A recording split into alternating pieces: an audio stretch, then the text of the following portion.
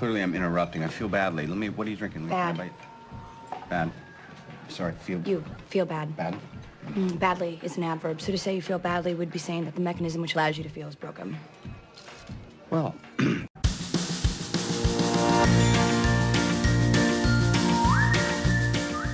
Hi there, and welcome to Baseball by Design. I am SportsLogos.net minor league baseball correspondent Paul Caputo, broadcasting live, as always, from the Sunday Helmet Hall of Fame in my basement in Fort Collins, Colorado. Today, we're going to be talking about the Winston-Salem Dash, a high A team that plays in Winston-Salem, North Carolina. Later on in this episode, I'll be speaking with the team's graphic designer, Travis Nisley. Grammar Girl herself will be back again on the podcast. Mignon Fogarty will be here. And of course, Dan Simon of Studio Simon will be here with one of his Studio Simon stumpers. Right now, I'm so pleased to welcome Amanda Weaver, who is the Senior Manager of Marketing and Communications with the Winston-Salem Dash. Amanda, good morning. How are you doing? I'm good. Thanks for having me on, Paul. How are you? I am doing really well. I'm very excited to be talking about the Dash. I've been to a game in Winston-Salem. It was back in the days of the old logo. I have an ice cream helmet with the Dash character on it. But I want to just jump right into what this logo and nickname mean to the town of Winston-Salem. Why is a team in Winston-Salem called the Dash? It's pretty straightforward. It's the dash between Winston and Salem. The combination of two cities that came together for infrastructure, for betterment of our community, and they combined and became, instead of two small cities, one big city, to allow for arts and innovation and all of these exciting things that make Winston-Salem Winston-Salem. So the dash is the dash between the two cities when they combined. And so you are wearing a sweatshirt right now that has I am. Winston-Salem Dash on it. It's got the new look, but it does have, I'm seeing the piece of punctuation there between Winston and Salem on your sweatshirt. So I've mentioned the old logo and the new logo. Obviously, the old logo was an actual character, a grimacing baseball, moving forward, dashing. So there was a double entendre there. And then the team moved away from that towards a more sort of like type-based version of the logo. You have been with the team. We were talking before we started the segment here that you've been with the team about 4 years. That's right around the time of this change. Yeah. What did the community of Winston-Salem feel about losing their character and having the more sort of typographic logo? Well, if we jump back even before that, people still tell us about, like, we miss the warthogs and all of that. So if we throw it back even further than that, so changing from our angry baseball to more of a type-based thing was really more about clean, kind of an homage back to our parent team, the White Sox. Mm-hmm. Now, obviously, we still have a tender spot in our heart for the angry baseball. It, of course, is part of who we are, but giving the team a cleaner look, a fresher look, it is really just the opportunity for us to have something that was really simple, that would be able to fit in with a lot of different graphic style, graphic look, and not necessarily having your mascot fully in your logo. The Winston-Salem Warthogs was definitely a fun brand, but it was like very 90s. That was the logo, Yes. the mascot, the nickname for this team from 1995 to 2008. Obviously, people, love nostalgic things. They love throwback Yes. things. Is that Warthogs brand something that you all do, on a regular basis? Do you throw back to that? We do. When I first joined our team, we had Warthog Wednesdays, and so the team would wear their Hogs jerseys every Wednesday. And then last year, we decided that we were going to kind of switch it up a little bit, and have Hogs be our motorcycle night. And so our team wore their Hogs jerseys, and we had motorcycles come out. They did a pregame bike parade, all the things. And so that was kind of what became Hogs, instead of it necessarily being like Warthogs. But everybody still loved the fact that we will bring back those jerseys every now and then for just a little touch of nostalgia. And of course, we have Warthogs merchandise in the store and all of those things. You just can't leave it because it was such an important part of who we are. Sure. Well, and this franchise has been around a long time, and you've had many of the teams dating back to as early as 1905. were named for parent clubs. Mm-hmm. Though Winston-Salem was the Twins for the Twin Cities of Winston and Salem before the Minnesota Twins were the Twins. So that's sort of a claim to fame for you all. Yes, we'll hold that one and just keep that, and maybe the Twins can call us and thank us every now and then. It sounds like there might be a trademark infringement here too. Just You know, get Minnesota on the horn and be like, hey, that uniform that yeah, Joe Mauer's wearing into the Hall of Fame. What do we do about this? I'll give him a ring. Okay, good. But you all were the Cardinals and the Redbirds for a short while, and then the Red Sox, and then another one from 1984 to 1994. You were the Spirits, and that's one that I'm not very familiar with. Did you also have anything at the team that has to do with the Spirits? So yes, the Spirits was back. Yeah. And Wow. some of our older fans will come and be like, I came to Spirits games. And we're like, wow, okay. But we do have some Spirits items in our merchandise team store. That's like the oldest one that our current fans have memories attached to. Mhm. And so we keep it. We don't have any jerseys for it, but we still keep merchandise in our store just for our fans who want a little something. Yeah. So you've had two names though, between Twins and Dash. You have two names that are about Winston and Salem joining into one city, basically. And I remember when I wrote about this for sportslogos.net that it was actually like the post offices merged. Like it was just Mhm. for, and so you're nodding because you know the history, obviously, but that was like the final thing that like unified the two cities. Is the post office was just like there's no reason for two post offices here. So are you in Winston or Salem? Is there a rivalry? I I don't think anymore. I think we've progressed past that. I am actually when I first moved to Winston-Salem, I was on the like Winston Mhm, side. mhm. And now I am actually not even in Winston-Salem. I am in Rural Hall, which is just right outside Winston-Salem. But um, Does Winston have like do they have like separate reputations? Like if you're like, oh, I'm from the Winston side, that no, okay, you're shaking your head now. nah, So they're pretty married. They're pretty married at this point. you don't see a lot of purple in minor league baseball, like, and it's sort of less and less. Hmm. Is that something you think about? Is that something that you talk about? Was that, do you know? I mean, obviously, like you said, you weren't part of the conversation when it happened, but when you switched from the old Bolt based logo, Bolt was the name of the mascot, still the mascot, right? As Bolt? Yes, Bolt's still our guy. Okay, so he's still around. Do you know whether there was a conversation about changing team colors? So when we switched from like the warthogs, which was that kind of green and red combination, green, red, black, that kind of look. When we switched to the dash, we put it out. But actually, the way we settled on purple, and I think it's sweet, is our owner Billy Prim, our primary owner. His wife's favorite color is purple, Uh, and so she said that purple should be our color, and we kind of took it and ran, and it's been a primary for us ever since. And it's fun because we don't see a lot of minor league teams with mhm, purple. right.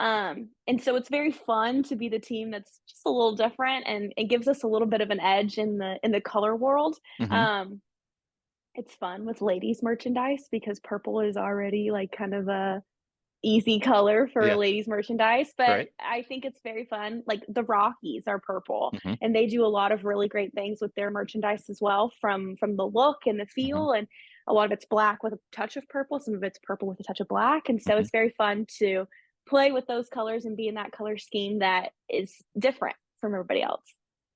One of the other decisions that you made as a team was, especially playing in North Carolina, where you have a lot of competition in minor league baseball. Hmm. Like it's a minor league baseball in North Carolina. There's, It's like the mecca. it is absolutely, I mean, what a haven for minor league baseball fans. Uh, the sort of competition for the wackier and wackier logos and brands, I'm sure is at its height there, right? Like you have, well, I don't even want to get into all the teams, but there's like all these teams with sort of wacky, fun nicknames. To move away from a character and towards something that was type based in this landscape of minor league baseball was a distinct decision. Was obviously very Hmm. intentional for you all. Is it?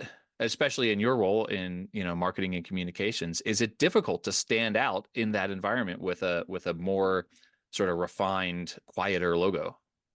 That's a really good question. There are definitely advantages to having a like really fun minor league logo, Mhm. but I think our really simple, straightforward, like this is who we are, um, is nice. Also in our like neighborhood, in our backyard, we've got, I mean, 4 universities that are very close, but 2 of them, one of them being Wake Forest, Mhm. theirs is very clean, theirs is just 2 letters, and for our community, it really resonates when it's simple and straightforward and clean like that. And Winston-Salem State is the same way. When you look at their logos, it's letters, it's Mhm. WSSU, Mhm. with, like, a little bit of a ram. And so for our community to transfer and to make the change into a type-based logo felt fitting, because of the people that are around us and the sports that they're seeing already. So for our permanent logo to be sleek and clean feels fitting with the community that we have around us as well. Absolutely. Do you see in terms of merchandise sales which version of the logo, which, what it is that people are drawn to?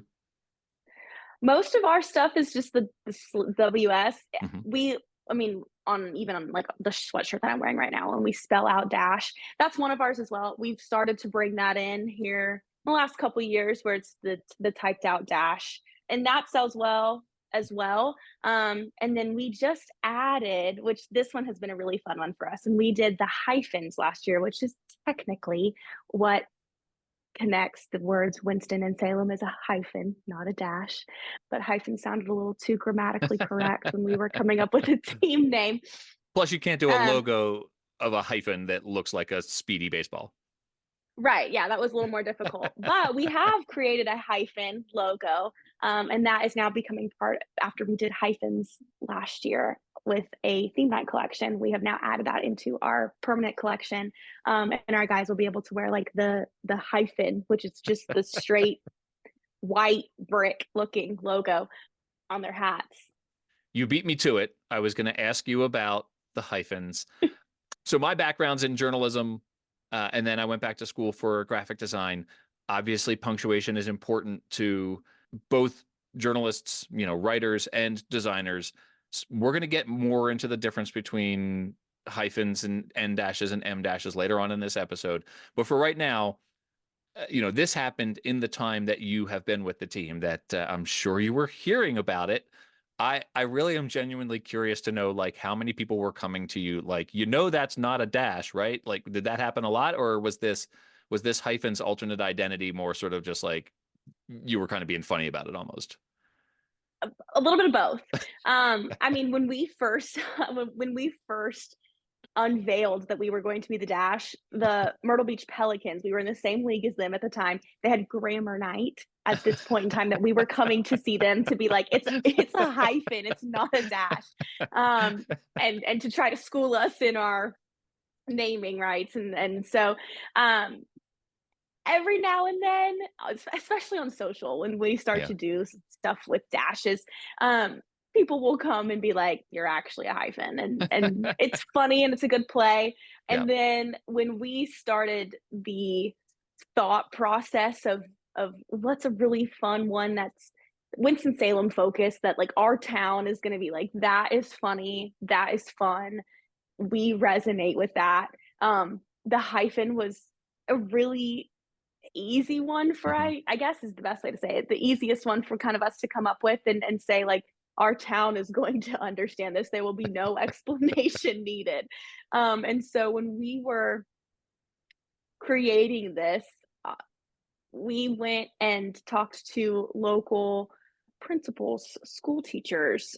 Our mayor got involved with this as well, and it was fun to hear them be like, "Well, they're not wrong, but they're not right either." And so our town really got behind it. It was one of our best performing merchandise pieces last year. Amazing. we did 3 rebrands last year, and the one that we thought was gonna be the best, it never works out that way, obviously. The one that you think is gonna be the best is the one that you're like, "Oh, well, and the one that you're like, "Oh, this one's gonna be okay," turns out being the best one, and our town really rallied behind hyphens and made it big a big deal, and so it was fun and funny, and our town understood, and I think that was the thing that just kinda set it over the edge. Well, I have to say that exceeded my expectations to learn that the Myrtle Beach Pelicans did a grammar night for you all. Though I would tell the Pelicans it was more usage than grammar, but you know what? We won't get into that. That's the, the other thing that I hope you all use as an argument in your favor for being the dash rather than the hyphens. The Lansing Lugnuts. The Lansing Lugnuts logo is a bolt, not a lug nut. So it's there's room for some creativity here, and Some I creative freedom. exactly. But the hat with just the hyphen on it might just be something I have to have here. So I'm gonna have to go find this after we're through talking here. Amanda, this has been so much fun. I really appreciate you coming on and chatting about the hyphens and the dash. Where can people find the team? Where can people find you online, on social media, that sort of thing? Yeah, so the Dash, you can find us on Facebook, Twitter, X, whatever you wanna call it, It's Twitter. It's going to Instagram, be we're Twitter again at some point. Just keep calling it I know, Twitter until I that just finally keep happens. calling it Twitter, Yeah. but we're on there, at WS Dash Baseball, and then we're on TikTok at WS Dash. We're on LinkedIn, all across theirs, and then mine, you can find me on Twitter, Instagram, and I'm at Amanda M. Weaver, and we just are so excited that thanks for having me on. Thank you, Amanda.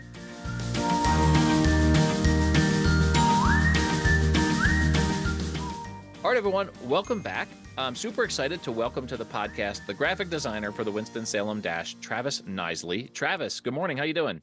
Good morning, Paul. I'm doing great. How are you? I'm doing really well. Super happy to be talking to you right now, not only about the work that you do as the designer for the Dash, but also at the time of this recording, the alternate identity, the Winston-Salem Tobacco Beetles, has just been unveiled. So I definitely want to talk about what that means to to the team and to the region. That's a fun brand created by Brandiose that is obviously now part of the team's suite of logos. So that'll be Yes. fun to talk about that. There's a lot going on in that brand there to talk about for sure. So, but first, in terms of working with the Winston-Salem Dash, this is a fun team, a little bit different in minor league baseball in terms of having a sort of typographic based logo. There was a character, and that character is part of a previous identity. As a designer working with this brand, what are the challenges for you? What are the opportunities in working with the Dash's type based, non-character based brand? I'd say that the biggest challenge is, most minor league teams are based around an animal or some sort of, mascot that they can work around. Being the Dash, it's a little bit tougher. We don't have any patterns or like footprints or anything like that of animals to work with design. But at the same time, it kind of gives us free reign to move in other directions. So it's a little bit of a challenge working with without the mascot, but at the same time, it kind of frees us up to do more kind of out of the box identities for our theme nights. Like it kind of gives us a chance to to break out on the specialty designs and things like that that we don't normally do. I mean, this is a funny question, right? But is purple hard to work with? It's a unique color to work with. It's our colors are black and purple. They're very close in hues. We do try. We released the Golden Age collection that we're going to be wearing this year as well to kind of add in another tertiary color to our logos, the gold. But it is a bit of a challenge. It's a fun challenge, though. I think designers, they like having a fun visual challenge to try and make something look good. And the purple, it's definitely unique in our league. So not a lot of people are wearing it. So it also gives us that kind of that brand recognition. But at the same time, it presents a good challenge to make it look good too. My favorite little known fact about the color purple, not the movie, but the actual hue, is that in the original color wheels, they the primary colors in terms of pigments are yellow, blue, and red, and then the secondary colors green, orange, purple was actually two colors at first. It was violet and indigo, and one was more red and one was more blue. And so purple's super interesting because there are warm purples and cool purples, and so Yeah. from a design standpoint, and I realize we're nerding out a little bit on this, but purple is difficult to work with. I live in Colorado, and obviously we have the Rockies here, and Yeah. I remember it was a big deal when they changed their shade of purple slightly because the purple they were using looked too blue on television, and they had to Yeah. change it to one that looked more purple on television, and that was a big deal. So. And hashtag humble brag. I actually got to go down to their spring training facility and interview them. I got to interview Nolan Arenado about the shade of purple that the Rockies were wearing. So What did he have to say about it? Did he notice it much? he was psyched about it, right? Like he talked That's about it for 10 minutes, which was really funny because I talked to 8, 10 players, and some of them were just like, I'm probably not the person to talk to. And they weren't blowing me off. They weren't being rude, but it was just sort of like, I don't have an opinion. I'm just glad to be playing Major League Baseball. Nolan Arenado, let it be known, is a nice guy who is excited to talk about anything and everything, including the color of purple that the Rockies were wearing. Circling back, Amanda and I have already touched a little bit on hyphens versus dashes. In the next segment, I'm going to be speaking with the grammar girl herself, who I'm a fan of, Mignon Fogarty. But as a designer, typography matters, right? And the difference between a hyphen and a dash is actually a big deal. Is that something that you thought about or think about? Does that matter to you, or is it just sort of now the brand of the team and it's a separate conversation? I think it's because the Winston-Salem, they also call themselves Dash City. So it's also a bit of a local term. So I don't think people are too hung up about the hyphen versus the dash. But funny enough, during schooling and all that, you learn that there's actually difference in two dashes. There's an M dash and an N dash, one's smaller, one's longer. So going through the hyphens and the dashes when we were doing that rebrand, I always had that in my head, my teacher just grilling me about, hey, there's an M dash, there's an N dash, and then we're working with the hyphen. So it's funny that I just had this past experience of getting dashes grilled into my head. And then now we're here with the dash working with the hyphens. No one's really too caught up, I'd say, on the grammar so much about it, but the fact that we were able to, when we released our hyphens, we kind of did a grammar play. I think a lot of people were a fan of that. They bought into it, and especially the grammar police. I think Merriam-Webster picked it up on Twitter and things like that. So I'd say some people notice, but not a whole lot. Yeah. With the work that you're doing right now for the team as the designer with the existing brand, how much does the relationship to the White Sox play in the work that you do? How much do you try to incorporate the parent club into the team's visual peripherals? I think we try and take some elements. I think when we went to the pinstripe uniforms, that was kind of a nod to them. Keeping the black and the white with the purple. I think the black and the white has been more of a nod to the Sox as well. We're also doing one of our themes this year is a salute to Chicago. So we'll be kind of doing a jersey and rebrand that kind of a nod to the Chicago area in whole. But we do little Easter eggs here and there that'll get a nod to the White Sox, but we also like to keep Dash separately and our own thing too as well at times. The tobacco beetles. This is fun, right? And you and I have been emailing for a while, and we put this conversation off until after the unveiling of the tobacco beetles, because this is going to be a fun part of this conversation. Tell me about what a tobacco beetle is. Why is it important to Winston-Salem? So tobacco in general is just huge in the farming, the industry in North Carolina.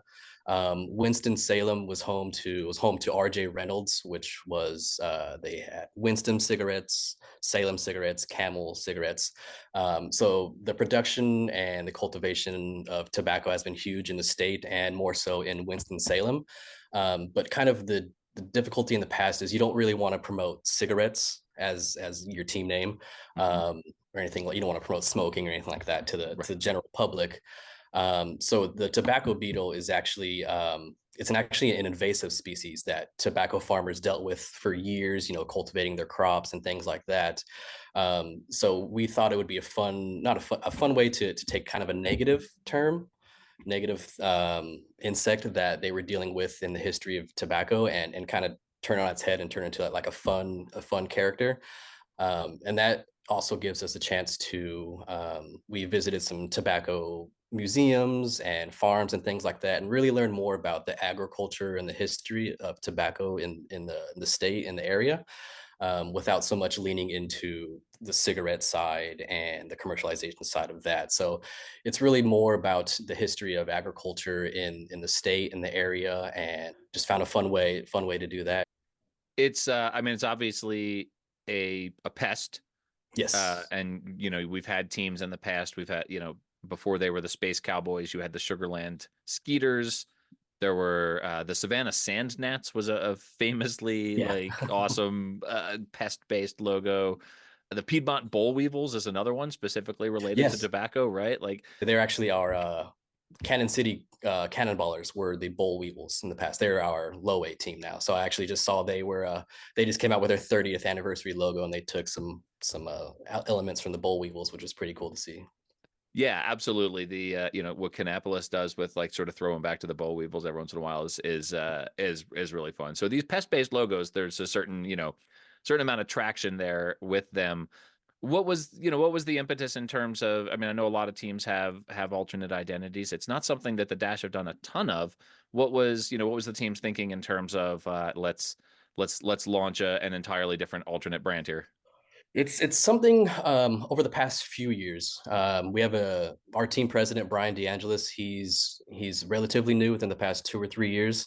And so under his guidance, last year we did 3 TNCs. We did the flights, the hyphens, and the Carolina shag dance.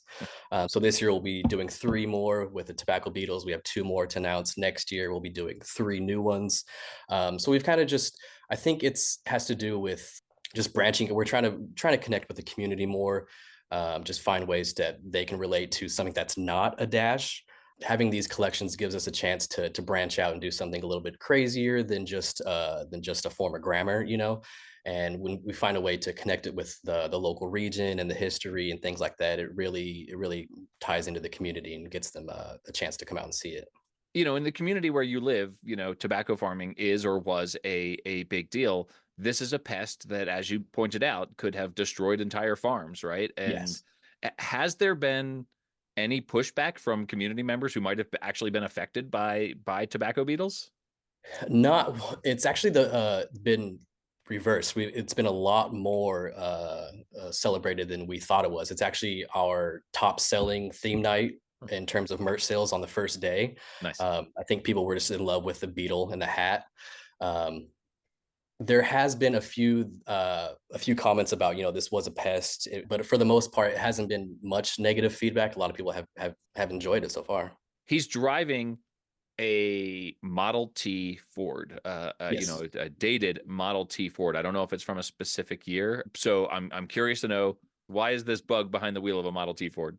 I think it's just a nod to the heyday of Winston-Salem, the 30s and the 20s, just when that tobacco industry was booming. It's just kind of that era that not everyone was driving Model Ts, but that era of Winston-Salem was rich in history and rich in economy. So I think the tobacco beetle, even though it's not a Volkswagen, I thought the idea was a bug driving a car, just regardless when you hear that. Yeah. So I just think, we also have a Model T that we drive around town with the tobacco beetle magnet and logo and everything on that to try and drive some hype and give out tickets and things like that. So I don't think it was necessarily anything to do with, specifically we wanted the Model T. It was just the car for that area, for that period that we're trying to celebrate. Well, Travis, this has been so much fun to talk about. I appreciate that you asked me to wait on this conversation, because I love that we're able to roll in the tobacco beetles here. Where can people find the team online? Where can people find the work that you do online? WS-dash.com is our main website with links there for our tickets, promos, merchandise, everything like that. You can follow us on all of our socials. We're on Instagram, X. We just got a YouTube channel up and going, Winston-Salem Dash Baseball. You can find all of our promos, designs, and everything like that on there. Travis, thank you so much. This has been fun. I hope to catch another game. I've been once. Hope to get back out to the ballpark in Winston-Salem and grab an ice cream helmet, and maybe there'll be a Tobacco Beetles logo on it this time. Definitely, yeah. Would love to have you out there.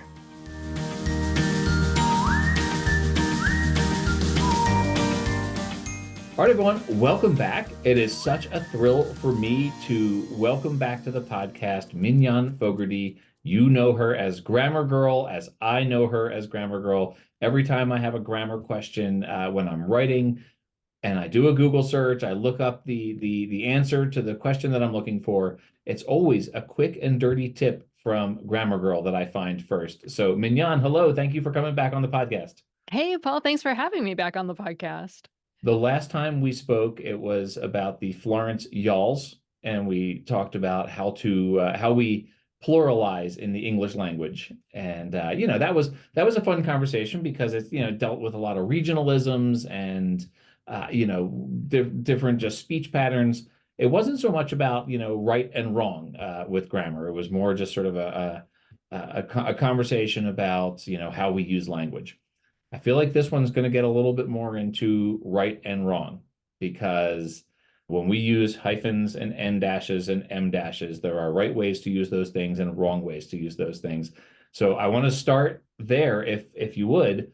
What is the difference between a hyphen and an N dash and an M dash? Right. Yeah. This is a battle that copy editors fight almost every day. So a hyphen is the shortest one.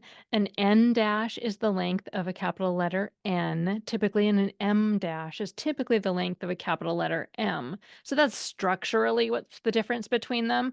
Hyphens join things. So typically hyphens join words. N dashes, I don't use them very often. They aren't used in AP style, which is my favorite style. And so for our interview, I went back and looked up a bunch of stuff about the N dash in the Chicago Manual of Style, and it is a weird, quirky thing. It typically joins numbers. So actually, it's probably used a lot in sports. Like if you're reporting a score, I believe, at least according to Chicago style, you would use an N dash to show the score or to show like a range of numbers. Yeah.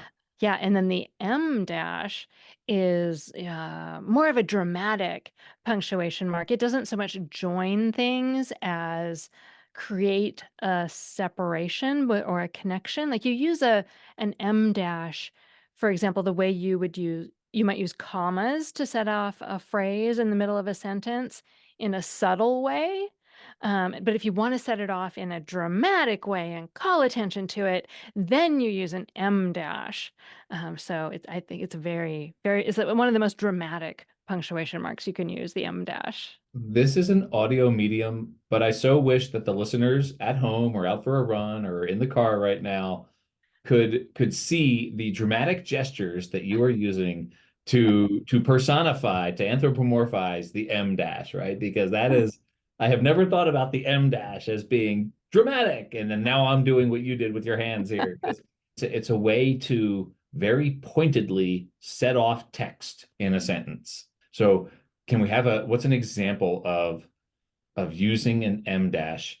Yeah, I mean, you can also use it like in place of where you would use a colon as a more dramatic way of introducing something. So, an example might be, I love food from the concession stand dash frozen malts. So Frozen malts in a helmet, in a helmet. in a helmet. So, if that's a dramatic thing that you want to like really draw attention to, then you would use a dash. If you're being more understated about it, then you might use a colon. So this team that we're talking about on this episode is the Winston-Salem Dash. And they used to have an adorable logo that was like it was a speedy baseball, essentially, was this. It was like a baseball character. I wish people could see what you're doing now. Now you're sort of like emulating a speedy baseball, dancing along a little bit. So then they went with a more typographic based logo. But the explanation from the team is that they are called the Dash, because of the double entendre of something that moves fast, but they are named for the piece of punctuation that joins Winston and Salem. Yeah, now I see the furrowed brow, the look of consternation in your eyes. Can we explain how come dash is not the thing that they should be called? Let's see what we can do with this. So, first, dash is a super fun word, fun to say. I've often thought if I got another dog, I might name it Dash because that's just a great word and name. So typically, I would think of that as a hyphen between the Winston-Salem. But that's not a very fun name for a team. That's So, true. but I this afternoon when I was looking up the dash in the Chicago Manual of Style, Hmm. it actually said that you use an N dash, one of those quirky Hmm. dashes, to connect two cities if you're talking about like a train route. So if you were Oh, saying, like I don't know, New York, Boston yeah. train, that would be actually an N dash Hmm. that connects them, but it means two. It Hmm. specifically means two. So if it was the Winston to Salem Uh-huh. something, then you could legitimately say it's a dash. So if they're making the dash, they start in Winston Hmm. and they dash to Salem, Winston N dash Hmm. Salem is actually Hmm. correct. So According to Chicago Manual of Style. Now, if you were writing it in AP style, you'd still use a hyphen, but there is a scenario where it works. I actually am a huge fan of the Chicago Manual of Style because it believes in serial commas, and AP style, I believe, does not, right? There's no serial comma Correct. in AP style. Well, they don't use it in simple sentences. In more complicated sentences and series, they do. But if you just have red, comma, right, white, comma, and blue, then they don't. How often do you find in grammar questions that there is not just a yes or no answer when it comes to grammar? Far, far more often than you would think. And often, a complaint I often get is just tell me an answer. Hmm. Hmm. People, when they're just trying to write something, they just want someone to tell them which punctuation mark to use. But they don't want to hear, well, it depends on what style guide you follow. But that's kind of how it works. But that's not that interesting for a podcast. Yes or no answers don't work that great on a podcast, as you know, because you have your own podcast with like 800 and some episodes right now. And you had a whole conversation on a recent one about how come you were numbering them for a long time and then you weren't, and now you're not numbering them again, or you were and then you weren't, and now you're numbering them again because Apple Podcast reached out to you and had some opinion on whether you should be numbering your podcasts or not. Right. Well, they told all podcasters to stop using numbers in the titles, and they created a numbers field. But then that numbers field doesn't show up well for everyone, and so I'm sneakily renumbering my episodes again in a different way, so hopefully people can see them. You could write them out. You could like write out like 100, or in your case 800. And so the end dash is something that I've used fairly consistently to show like date ranges, or any, like you say, the range between numbers, any sort of span of numbers. I use the end dash. The M dash, like you say, it's very dramatic. It's used for setting off text. And in one of your articles, you even described how, like, the same text set off with parentheses, you're sort of like hiding it, getting it out of the way, setting it off with M dashes, super exciting and dramatic.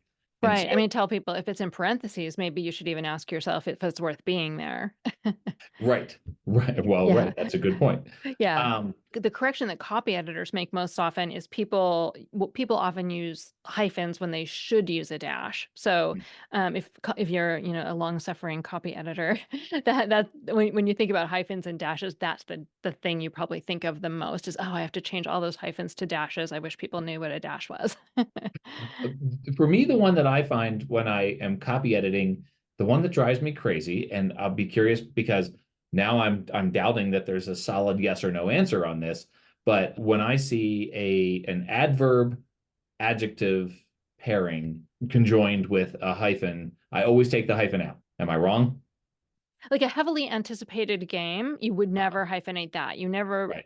use a hyphen with an ly adverb. Okay. Well, what I'll do is I'll Google it and probably find one of your articles. Probably. There's another use of hyphens that has always driven me a little bit crazy in sports.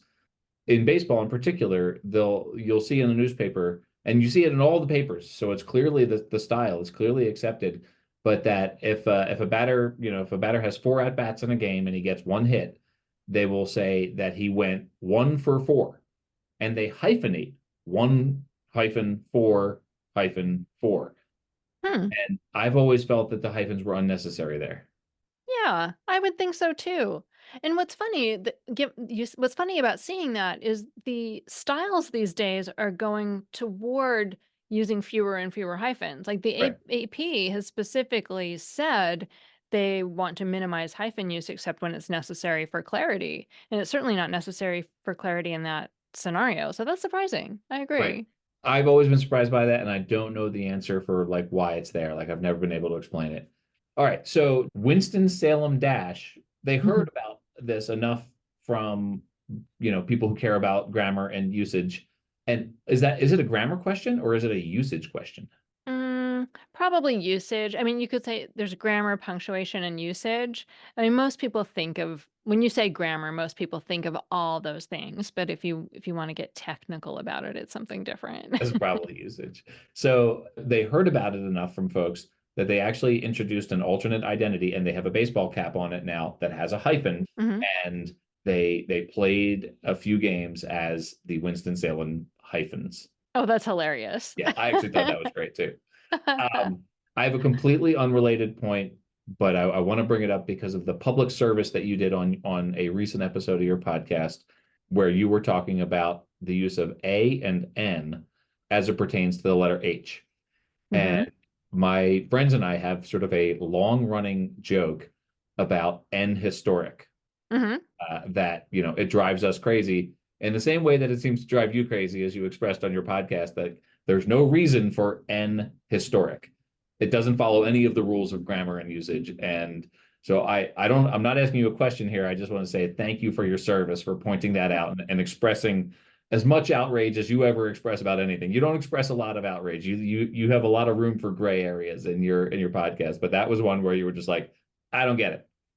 Right, why? I don't I mean, I guess if I had to make it must have something to do with, the power of people on the East Coast, and particularly from Boston and the region where people pronounce historic as historic, Uh-huh. and you could argue that historically, the media from the East Coast was especially influential, and so I do wonder if there were some famous radio or TV people who said "an historic" with Right. their East Coast accents and influenced, the way people think all over the country. Or we just heard British people doing it and thought that sounds fancy and started doing it for some reason, Yeah, which drives us that was crazy. actually. I'm sorry. That was a surprising thing I discovered in the Chicago Manual of Style about the N dash. In Britain, they prefer the N dash to the M dash. Oh, really? Apparently, yes, I had no Oh, idea. So the Brits, they like the N dash. it's harder to distinguish the N dash from the hyphen just because it's that sort of Shorter. mid-range. And I'm surprised to learn that the N dash isn't as common in Associated Press style. That's news to me. I guess I've just been immersed in the Chicago Manual for far too long here. Mignon, this is so much fun. This is combining, like, honestly, two of my loves here, like grammar and punctuation and writing with baseball logos and nicknames. Like, it's kind of perfect. How fun. Your quick and dirty tips website is so valuable. I hope that anyone who writes out there has already found you. Your podcast is a lot of fun, short, like 13 to 18-minute episodes, and they're always helpful. And you always have callers calling in with questions that they have about grammar. And you said also on a recent episode how you are surprised that there are still questions to be answered after so many episodes. The other thing that you were doing right now that I want to point out, because my college buddies and I every year do a road trip, and we call this trip Baseball Palooza. And you are doing a thing now called Grammar Palooza, which is a subscription service where people can actually like interact directly with you. Where can people find you? What are the things that you're doing out there where people can come consume the content that you're producing? Yeah. Oh, thank you so much, Paul. Yeah, Grammar for Blues is a lot of fun. It's a new thing. I've only been doing it a few weeks, but I send out a text message with a grammar tip, or actually, it's not really a grammar tip. It's more like a fun language fact every day. And you're right, it's a subscription. The first 2 weeks are free. It's my first attempt at listener support, and I think you can sign up for it on my website, quickanddirtytips.com. I think there's a box, but you can also go to joinsubtext.com/grammar and sign up directly. Awesome. Well, I would highly recommend that. And I so appreciate you coming on the podcast. Again, this is twice now that we've gotten to talk about grammar and usage as it pertains to minor league baseball logos. Thank you so much. We'll enjoy following your podcast and your grammar palooza and quick and dirty tips online. Sounds good. Thanks, Paul. This is always a lot of fun.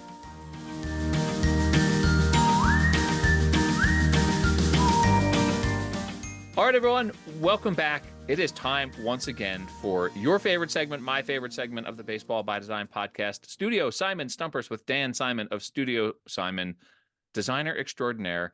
Dan, you famously created the logo for this podcast, for Baseball by Design. I did something online the other day that turned into quite the project, and it's because of how much people love this logo that you created. I got a new batch of stickers made, and I just took a picture and I put it on Twitter and I said, hey, I got a bunch of new stickers. Who wants one? And guess how many stickers I sent out and to how many different countries? Tens of stickers. Tens? Yes. Well, roughly 25 tens of stickers. So sent out about 250 stickers because people said that logo was, quote, fire, which is ironic because it's actually ice cream, and sent them to 3 countries, including the United States, Canada, and the Netherlands. I should have asked you that question. That should have been a stumper for you. What was the 3rd country that requested stickers with your logo? Yeah, based on starting with the United States and Canada, I would have just said Mexico, but Right, to complete the sweep. yeah, the North the American sweep. Netherlands is it's as random as anything. Could have said Botswana, and it would have been just as likely. Although I guess there's baseball. I feel like on the Baseball Bucket List podcast, Anna had a guest from the Netherlands. Yeah. Am I remembering correctly? You absolutely are. In the Netherlands, this podcast would be called Hunkball by Design. I remember them talking about it. Speaking of language and grammar and usage, we're talking about the Winston-Salem Dash. Dan, I forgot to ask you, how are you? Why do you ask? Well, because I always want to hear you say that you're fantastic, because I love to hear that you're doing fantastic. Well, how can I not be doing fantastically when we're going to be talking about punctuation? Absolutely. It is punctuation time. Let's get into it, Dan. What have you brought us for your Studio Simon Stumper today? Okay, well, I don't know that it will come as any surprise to you or your multitude of listeners who are now flush with stickers. There have been a number of teams over the years who have employed hyphenated geographic designations in minor league baseball, at least over the years. As a matter of fact, when I was doing my research for the stumper for the Biloxi Stumpers episode, I was looking Biloxi into, Stumpers. I'm sorry, did I say Biloxi? I've got Stumpers on the brain. So the Biloxi Shuckers episode, I was looking up the history of baseball in Biloxi, and there was a team going all the way back to 1908, over a century ago, in the Class D Cotton State League, a great name for a league, called the Gulfport-Biloxi Crabs. So it goes back that far, if not farther, and I would imagine it does go back farther. Further Further is degrees, farther is for actual physical distance.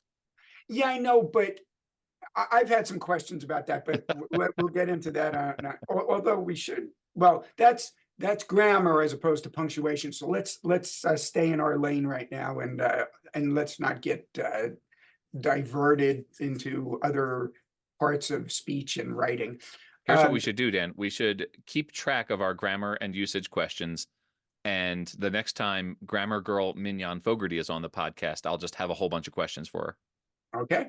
So I was thinking of, let's, name a whole bunch of teams that, as a prelude to today's stumper, that have hyphenated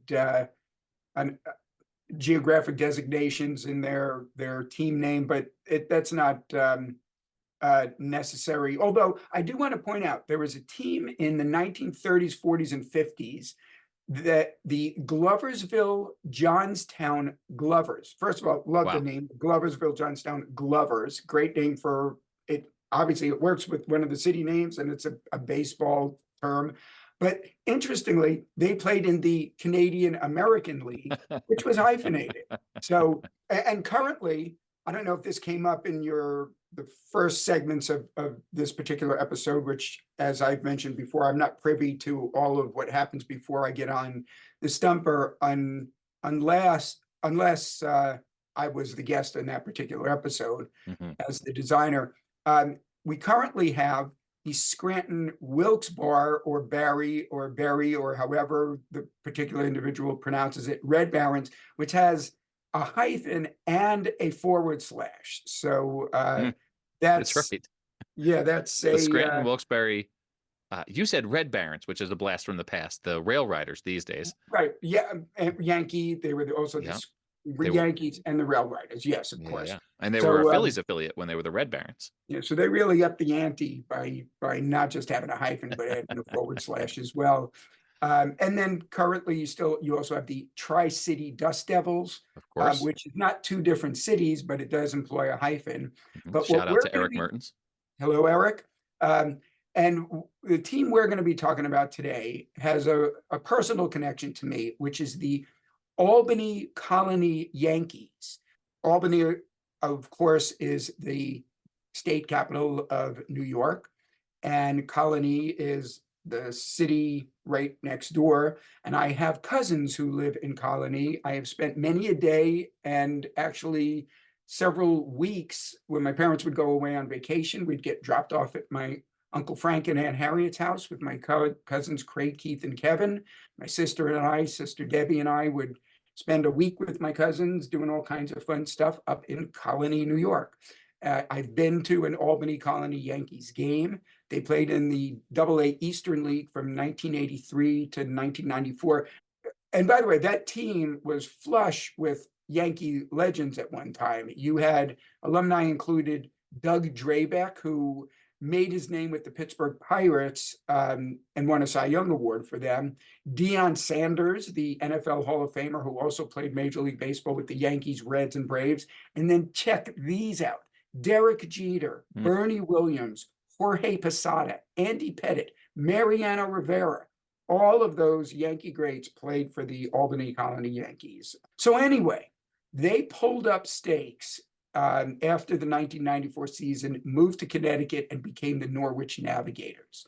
But baseball did not end in Albany Colony. By the way, the stadium was in Colony, not in Albany. Baseball did not end because immediately upon the departure of the Albany Colony Yankees, an independent Northeast League team, later the Northeast League team merged with the Northern League, and they played in both the Northeast League and the Northern League from 1995 to 2002. So after that very long prelude, our studio Simon Stumper today asks, what was the alliterative name of this Northeast and Northern League independent minor league team? Was it the Battle Bats? Was it the Diamond Dogs? Or was it the Capital Crushers? The one that jumps out at me as being correct is the Battle Bats. And why does that jump out at you as being correct? Because it sounds familiar to me, but I'm wondering if I'm confusing it with another team in Michigan that I'm thinking of. It had like a big slab serif letter M as cat logo. So I might be thinking of the Battle Cats, who were another team, but Battle Bats jumped out at me. Diamond Dogs, Capital Crushers, and Battle Bats. They all sound possible. Albany is the capital of New York. So Capital Crushers certainly seems like it could be a possibility. But too many times where I have thought I had the right answer and steered myself away from it. So I'm going to go with my first instinct. Even though I can see Capital Crushers being the answer, I'm going to go Battle Bats. Final answer. Okay, so that means that Diamond Dogs would be your last choice. Until you just said that. If this were Wait, Wait, Don't Tell Me, you would give me a chance to change my answer. Diamond Dogs, final answer. You are correct. They were the Albany Diamond Dogs. Now, I was going to do a follow-up and make this a double stumper. Mm. And you know what? Let's do that. This one definitely has an asterisk over it. I'm going to give you credit for this one, but let's see Okay. if you can take the nightcap of the double stumper. And I'm just making up the choices now in my head. Oh, So what type of dog did the logo feature? Was it A, a golden retriever? Was it B, a bulldog? Or was it C, a dachshund? to me, the most menacing looking of those dogs, as we have seen with the New England Knockouts recently unveiled. Great new logo from Grant Odell. I'm going to say Bulldogs. And what would your second choice be? The Golden Retriever. Okay, and what would your last choice be? Dachshund, which is now my first choice. I'm going to go Dachshund. Final answer. You are correct again. It had a dachshund in it. So, Oh, man. If this were the NFL, there would be all sorts of conspiracy theories flying right now. okay, and here is a little fascinating fact for you. Okay, I'm ready. Their mascot was named Homer the Heritage Hound, even though the dog was a dachshund, not a hound. Homer the Heritage Hound, and the reason it was called the Heritage Hound was because they played at Heritage Park, which no longer exists, but there is a sign on the site of where the ballpark stood or sat that says there was a ballpark there called Heritage Park. So that's all that's left of professional baseball in Colony, New York. And a shout out to my cousins. I still have 2 of my 3 cousins still live there. So shout out to Keith and Kevin. And to the defunct Albany Diamond Dogs, whose logo was a dachshund. He was the Diamond Dogs dachshund. I should have used that to suss there, the triple D alliteration. Well, that would have made, if they needed to give an explanation why they chose a dachshund, that would have been a great answer for them to trot out there. But then they go and name their mascot Homer the Heritage Hound. So Homer the Heritage. Again, with a triple alliteration. yeah, all that mattered was alliteration. They didn't care about accuracy. Dan, thank you so much for coming on with another spectacular Studio Simon Stumper. How about that? Spectacular Studio Simon Stumper. That's a 4S alliteration right there. You can find Studio Simon on Instagram at @studio_Simon. And I hope you go do that because Dan's been posting some of his great work there. Dan, we'll see you next week. I'll see you next week. Paul, see you next week, or you'll hear me next week, listeners.